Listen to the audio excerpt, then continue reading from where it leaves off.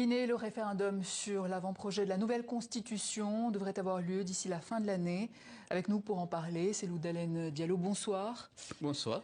Vous êtes président du parti d'opposition IFDG, Union des forces démocratiques de Guinée. L'actualité de ces derniers jours, c'était aussi le sommet de la francophonie. La Guinée a réintégré l'OIF après sa suspension. On va écouter à ce propos le ministre guinéen des Affaires étrangères, Maurice Anda Kouyaté.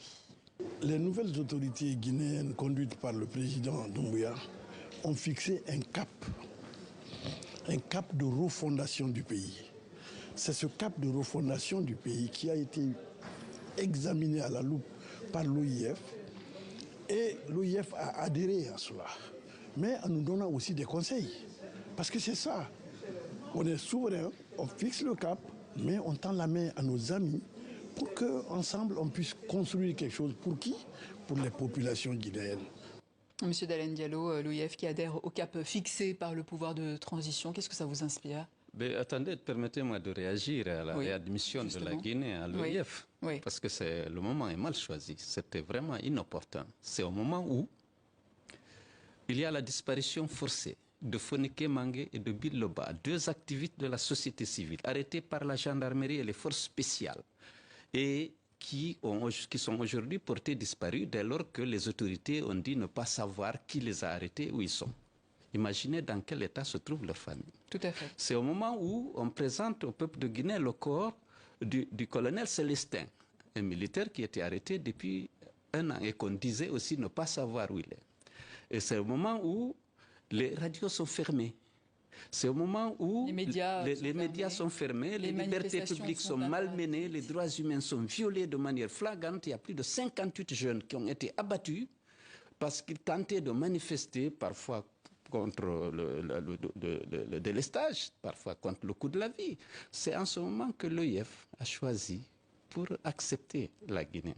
Or, la déclaration de Bamako, qui engage les États membres de l'OIF à respecter un certain nombre de valeurs et de principes, ne permettait pas ce retour en ce moment-là, où, comme je l'ai dit, les droits humains sont violés de manière récurrente et flagrante. Pourtant, Monsieur Dalen Diallo, vous avez applaudi quand Alpha Condé avait été renversé par Mamadi Doumbouya. Est-ce que vous le regrettez aujourd'hui? Oui, écoutez, avant de regretter, c'est-à-dire c'est les engagements qui avaient été pris par la junte au moment de la prise de pouvoir qu'on a applaudi. Elle s'est engagée à mettre fin à l'instrumentalisation de la justice, au piétinement des droits et libertés des citoyens et à organiser très rapidement des élections pour remettre le pouvoir à un civil que le peuple aurait choisi à travers des élections libres et transparente. Justement, il y a cet avant-projet de la nouvelle constitution, qu'en pensez-vous? Mais avant ça, aujourd'hui, il faut d'abord savoir que la junte a renié tous ses engagements, y compris, parce qu'il y a eu 3 engagements forts. Elle s'était engagée à protéger les libertés publiques et les droits humains. Elle s'était engagée à organiser avec diligence le retour à l'ordre constitutionnel par des élections transparentes et inclusives. Elle s'était engagée à ce que les membres de la transition, les responsables de la transition ne participent pas à ces élections.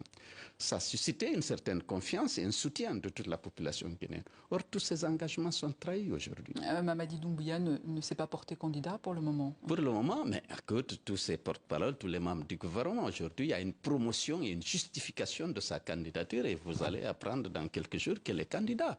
Et donc, s'il aura trahi son serment... C'est un procès d'intention donc que vous lui faites là? Pardon? C'est un procès d'intention, donc? Mais vous avez écouté les membres du gouvernement à toutes les campagnes qui sont organisées aujourd'hui dans le pays pour justifier sa candidature et pour promouvoir sa candidature, alors qu'il a prêté serment de ne pas le faire.